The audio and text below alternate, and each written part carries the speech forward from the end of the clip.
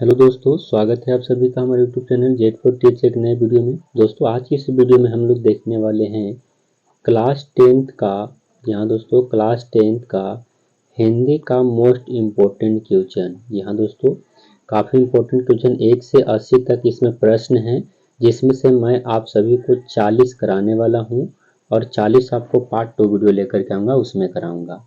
तो अच्छे से आप लोग ध्यानपूर्वक देखिए। यदि आपको भी 2026 में मैट्रिक एग्जाम देना है तो ये सारे इंपॉर्टेंट क्वेश्चन को एक बार जरूर देख लीजिए, क्योंकि काफ़ी इंपॉर्टेंट है जो आपको परीक्षा में आने की संभावना है। तो जिनको भी एग्जाम देना 2026 में उनके पास वीडियो को शेयर करिएगा। चलिए आज की इस वीडियो को शुरू करते हैं। चैनल पर नए हैं तो चैनल को सब्सक्राइब करके अवश्य जुड़ जाइए। चलिए देखिए आज का पहला क्वेश्चन क्या कहा गया है, ध्यान से देखिएगा। निम्नलिखित में निम्न में कौन भाववाचक संज्ञा है? भाववाचक संज्ञा कौन है? तो सही उत्तर विद्यालय है, या फिर सुमित है, या फिर मिठास है, या फिर टेबल है।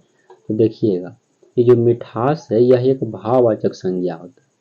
तो ऑप्शन नंबर सी आपके सही उत्तर हो जाएंगे। ऐसे जो बच्चा का क्वेश्चन पेपर है उसने अच्छा ही टिक लगाया है, कुछ गलती लगाएंगे उसको हम लोग करेक्शन करने की भी कोशिश करेंगे।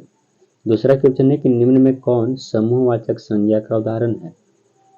अब समूह अथवा समुदाय का बोध हो समूहवाचक संज्ञा कहलाता है। तो गुच्छा देखिएगा, जैसे अंगूर का गुच्छा है तो बहुत सारा रहता है। जैसे अंगूर का गुच्छा में इस तरह से आपको बहुत से लटके हुए अंगूर रहते हैं, तो यह क्या हो जाएगा? समूहवाचक संज्ञा हो जाएगा।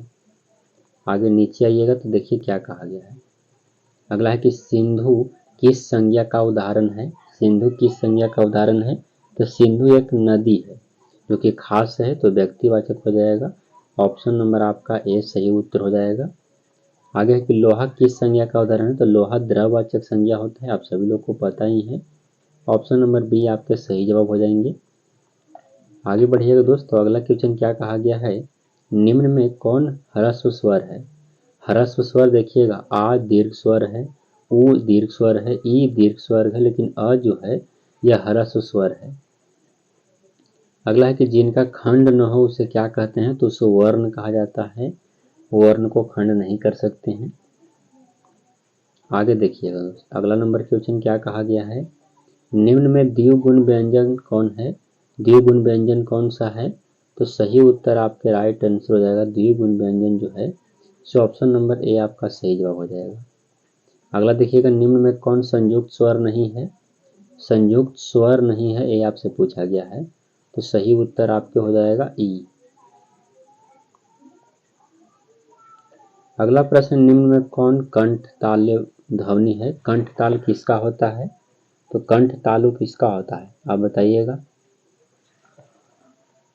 ए कहे कंठ तालु, यानी ए का होता है कंठ तालु, याद रखिएगा ए का।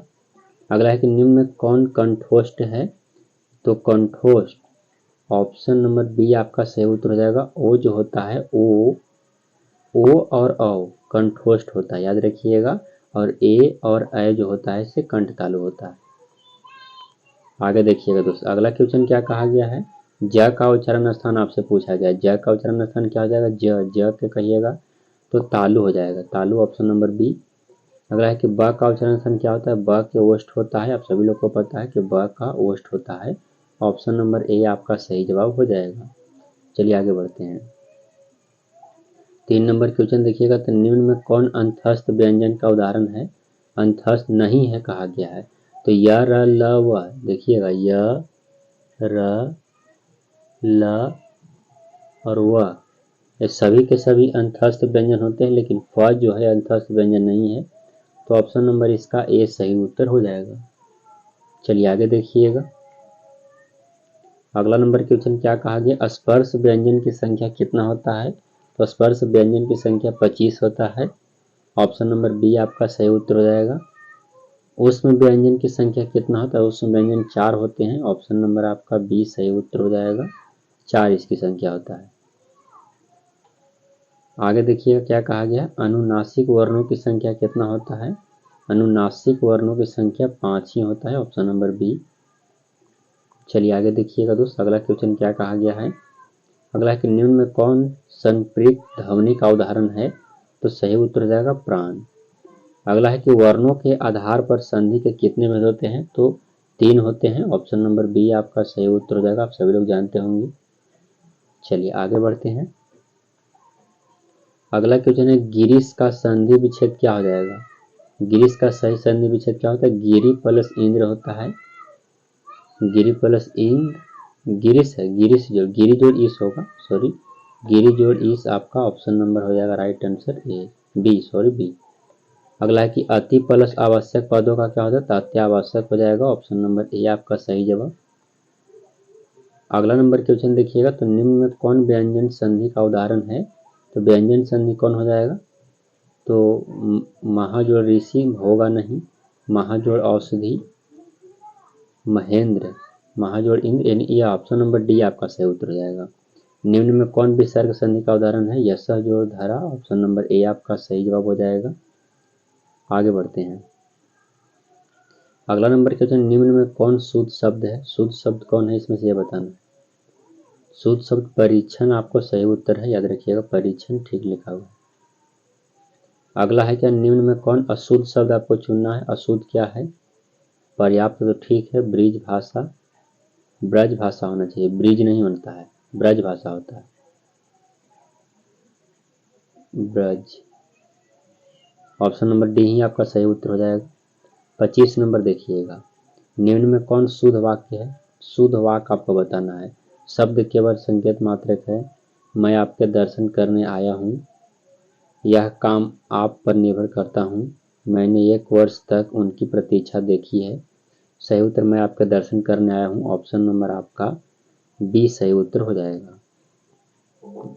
आगे देखिएगा, तो अगला क्वेश्चन क्या कहा गया है, ओखली में सिर दिया तो मुसलों से क्या डर। लोकोक्ति का अर्थ क्या होता है, अर्थात क्या हो जाएगा, एक काम से दूसरे काम होना, या फिर गुण के विरुद्ध नाम होना, मूर्ख का धनवान होना, काम करने का तारू होना। तो सही उत्तर आपको हो जाएगा ऑप्शन नंबर, इसका सही उत्तर ओखली में सिर देना तो मुसले का क्या डर, तो ऑप्शन नंबर बी डी आपका राइट आंसर हो जाएगा, डी इसका। 27 नंबर देखिएगा, तो सिर पीटना मुहावरे का अर्थ क्या होता है। सिर पीटना मुहावरे का अर्थ क्या होता है, ये तो होगा नहीं, हत्या करना होगा नहीं, शोक करना या शोक करना, ऑप्शन नंबर ए आपका सही उत्तर हो जाएगा। आगे देखिएगा, तो जहां तक सध सके वाक्य के लिए एक शब्द क्या होता है। जहां तक सध सके उसे यथासाध्य कहते हैं, याद रखिएगा यथासाध्य। चोर का विलोम शब्द साधु होता है, आप सभी लोग जानते हैं कि चोर का विलोम शब्द साधु होता है। 30 नंबर क्वेश्चन देखिएगा, उत्तम का विलोम क्या होता है, तो उत्तम के अधम होता है, सही लगाया है।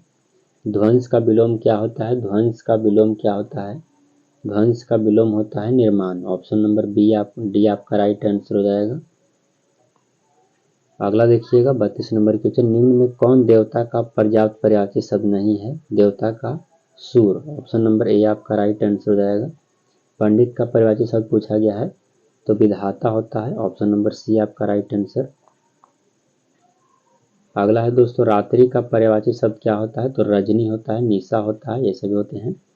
रोहित कल विद्यालय नहीं गया, वाक्य उसे देर क्योंकि उसे देर हो गई, यह किस वाक्य का उदाहरण है। तो यह आपको मिश्र वाक्य है, ऑप्शन नंबर सी। आगे देखिएगा क्या कहा गया, जिस समास का पूर्व पद संख्या बोधक हो उसे क्या कहते हैं, तो उसे द्विगु कहते हैं। अगला देखिएगा, मुंह तोड़ किस तत्पुरुष का उदाहरण है, तत्पुरुष समास का उदाहरण है। तो सही उत्तर हो जाएगा दोस्तों मुंह तोड़।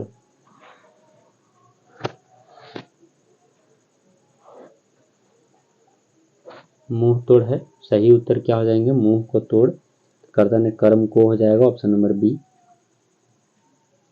अगला देखिएगा क्या कहा गया, महापुरुष किस समास का उदाहरण है।